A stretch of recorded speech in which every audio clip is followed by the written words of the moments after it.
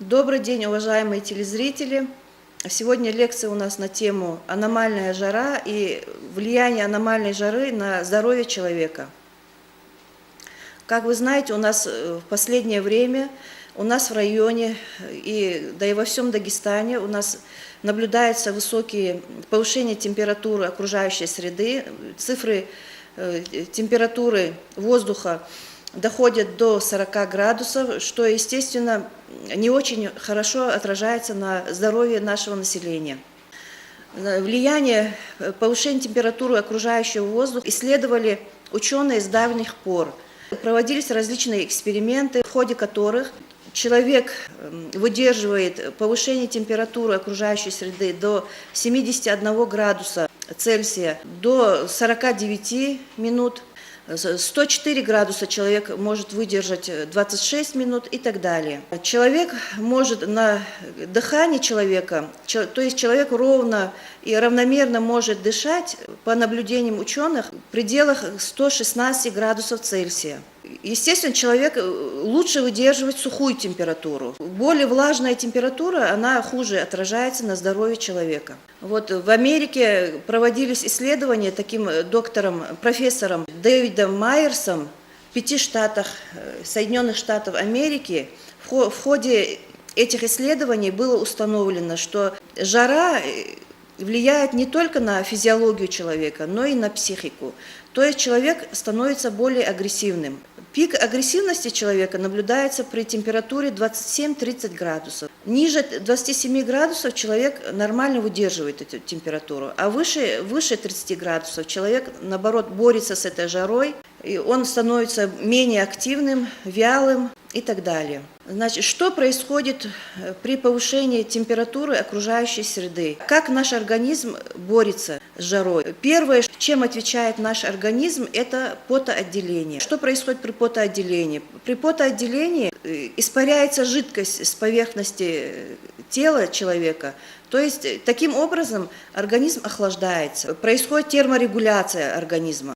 Какое вредное влияние жара оказывает на организм? Вместе с потом, с повышенным потоотделением, с потом, кроме жидкости, организм теряет и микроэлементы, соли, минеральные вещества, которые необходимы для организма человека для функционирования. Это такие, в частности, как калий, магний и кальций. Они необходимы в процессе сокращения мышц. Естественно, не только мускулатуры тела человека, но и сердечные мышцы. При повышенном потоотделении происходит сгущение крови. Это особенно опасно для лиц, у которых пониженное давление. Сгущение крови и низкое артериальное давление приводит к повышению риска тромбообразования. А тромбообразование, естественно, может привести, вы знаете, к инфарктам, к инсультам, к осложнениям, не особо желательным для нормального функционирования организма человека. Что нужно сделать обычным людям, нашему населению при аномальной жаре? Первое, мы начнем с еды. Переедать не нужно. Первое, что я хочу сказать, питаться, горячую пищу лучше не употреблять, конечно. Хотя этого мы не можем избежать, потому что наше население любит чаепитие, и так далее. Лучше принимать в пищу окрошку, овощные супы в холодном виде, мороженое, но, естественно, не в больших количествах. Питаться 5-6 раз в день, малыми порциями, потому что переедание, особенно на ночь, у организма повышается температура тела и, естественно, повышается потоотделение.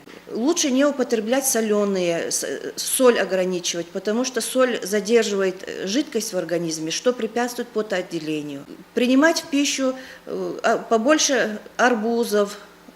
Сейчас дыни появляются, огурцы, помидоры, то есть такие овощи и фрукты, которые больше содержат жидкости.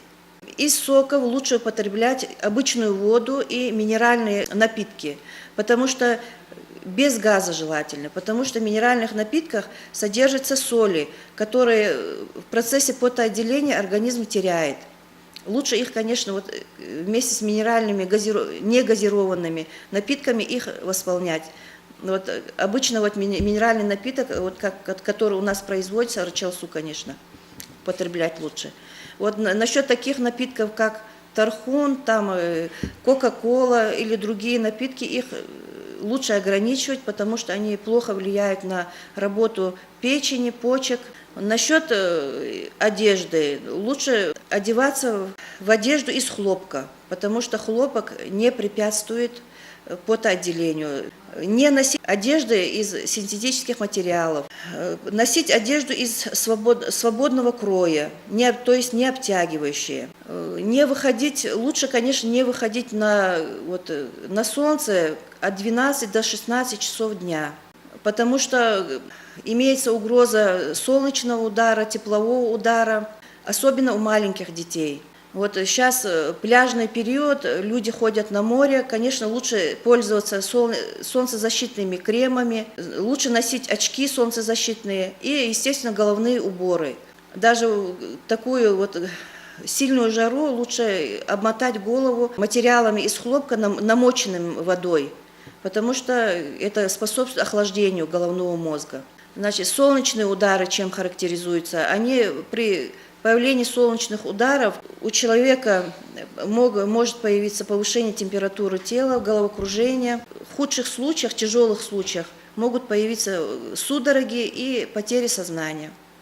В аномальную жару лучше ограничивать физическую активность, особенно это касается спортсменов, потому что и так повышаются нагрузки на организм. При повышении физических нагрузок повышается температура тела, естественно, что приводит, опять же, к повышению потоотделения. Что касается курильщиков, жару лучше, конечно, не курить и лучше не употреблять алкогольные напитки. Еще что я хотела сказать, вот в аномальную жару лучше не принимать холодный душ, лучше принимать теплый душ, потому что после теплого душа кажется, что у окружающего воздуха ниже температура, чем на самом деле есть. При резких перепадах температуры, когда вы принимаете холодный душ, резко суживаются сосуды головного мозга, сердца, что особенно плохо сказывается для больных ишемической болезнью сердца и для гипертоников. Все это, особенно у пожилых людей, может привести к осложнениям, к обострению заболевания. Естественно, что касается пожилых людей, лучше не выходить, конечно, на солнце, лучше находиться в тени. Ну и все. Спасибо за внимание. Всем здоровья. Избегайте аномальной жары. Пользуясь случаем, я хотела еще поблагодарить нашего спонсора Асаханова Шахпаза Муслимовича, который помог нам в ремонте Иминхирской врачебной амбулатории. Огромное ему спасибо от всего нашего коллектива и всего населения Иминхир.